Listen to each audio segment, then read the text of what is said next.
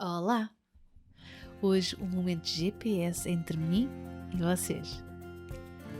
Quando em setembro eu e a Marcela fizemos o lançamento do nosso livro Divórcio Consciente para aliar o direito à parentalidade, veio-me à memória uma história que há muito tempo eu não me lembrava, pelo menos de forma assim consciente e clara.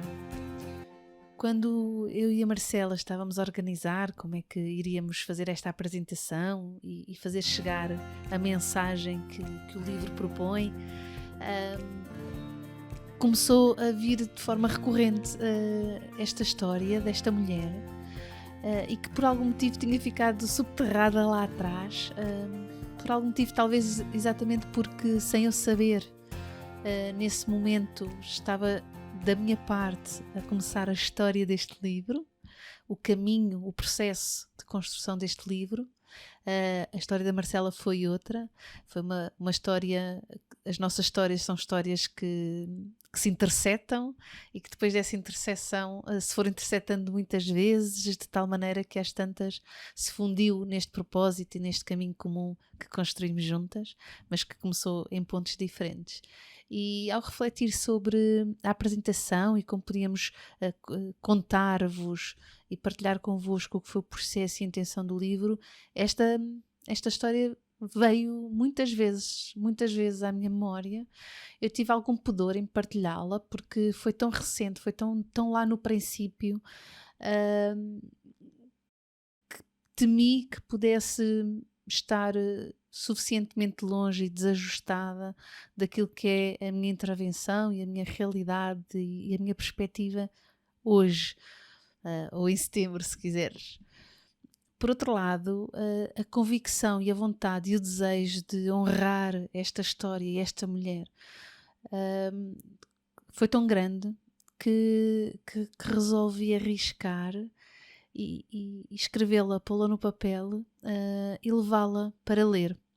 Não é assim o meu estilo de comunicação mais habitual, ter por escrito o que quero partilhar com as pessoas com quem vou falar, mas já ciente de que as emoções podiam tomar conta de mim nesse momento tão especial e tão único, de ter ali reunidas as pessoas que apoiam o nosso projeto, o nosso livro, ansiosas também por estarem connosco, toda aquela emoção, quis-me assegurar que contava exatamente como queria.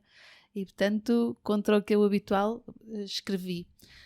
E por isso, tenho a história escrita e nestas 2 últimas semanas tem-me ocorrido novamente a vontade de partilhar agora com vocês. Alguns provavelmente tiveram também no lançamento, outros não. Então, mas partilhar com o resto da comunidade esta história como tributo, como forma de tributo a esta primeira mulher que, sem ela saber, nem eu, foi um dos primeiros tijolos na construção deste livro e deste projeto. Então aqui vai. A primeira mulher, mãe, que acompanhei num processo de separação, contou-me, logo numa das primeiras sessões, que perto do final da relação, o pai dos filhos lhe tinha oferecido um par de ténis.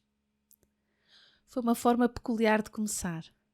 Pelo suspiro e revirar de olhos, percebi que não tinha ficado satisfeita com a prenda.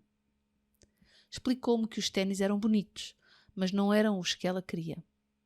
Como tinham pouca folga financeira, uma compra de um par de sapatos de uma marca de renome no mercado tinha impacto. Tinha impacto no orçamento da família e quer dizer que tão cedo não haveria oportunidade para comprar outros de acordo com aquilo que ela realmente queria. Por isso, mesmo sabendo que poderia fazer uma desfeita numa relação que já estava com todos os sinais de desgaste, se já não estaria mesmo terminada, não é? Tentou explicar ao pai dos filhos que gostava da prenda, mas que não era bem o que ela queria. Ele ficou super ofendido, a perguntar se achava que os ténis eram assim tão horríveis, que na verdade até eram muito mais bonitos do que os que ela queria. Enfim, para evitar que a ladainha resvalasse para a autocomiseração e que um momento que deveria ser de partilha, de ofrenda, passasse a ser de ataque e defesa, acabou por aceitar e calçou os ténis. Pareciam apertados, Eram novos, podia ser disso, pôs-se de pé. Estavam efetivamente apertados, muito apertados. Era evidente que os dedos não iam caber dentro do sapato, a menos que os encolhesse. Incrédulo, o pai dos miúdos achou que era má vontade dela e insistia que tinha mesmo que servir, porque era o 38, o número que ela calçava. A mãe confirmou-me que sim, que calça mesmo o 38. O facto é que os ténis não serviam. Ele insistiu que devia de ser por causa das meias. Trocou de meias, calçou meias mais finas, as mais finas que tinha lá em casa. Se melhorou, não deu por isso, contei ela. Os pés continuavam a não caber dentro dos ténis. Apesar do desalento e da frustração dele, começou na chanela a esperança de poder trocar e trazer aqueles que queria realmente. Mas o pai dos miúdos fez questão de ser ele a trocar os ténis, o que a fez duvidar da real intenção daquela oferta, se era presenteá-la e agradá-la ou se era impor o seu gosto e a sua vontade. Lá foi trocar os ténis. Trouxe o 38,5. Ela nem queria acreditar. Era evidente que não ia servir. O aperto era grande, portanto só meio número não ia ser suficiente. Tentou dizer-lhe. Veio novamente o desatino, as acusações, a desconfiança da falta de vontade e de colaboração. Voltou a enfiar os pés nos ténis, que obviamente continuavam apertados. A frustração já era mesmo muita. Começava a duvidar de si própria.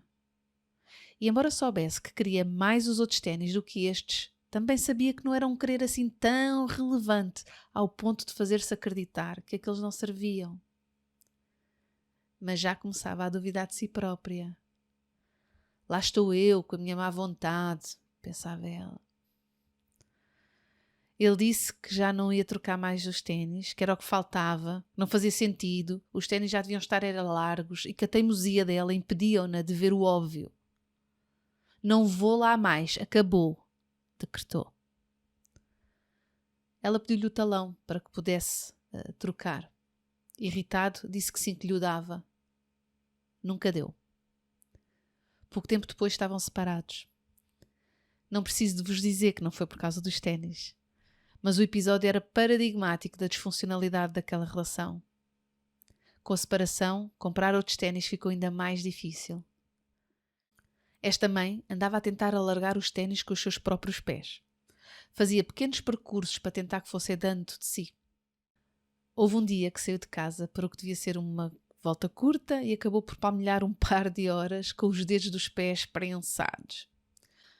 Quando chegou a casa tinha tantas dores que jurou a si mesma que se um dia lhe oferecessem uns sapatos número 42, se lhe apertassem, ela não os calçaria na mesma.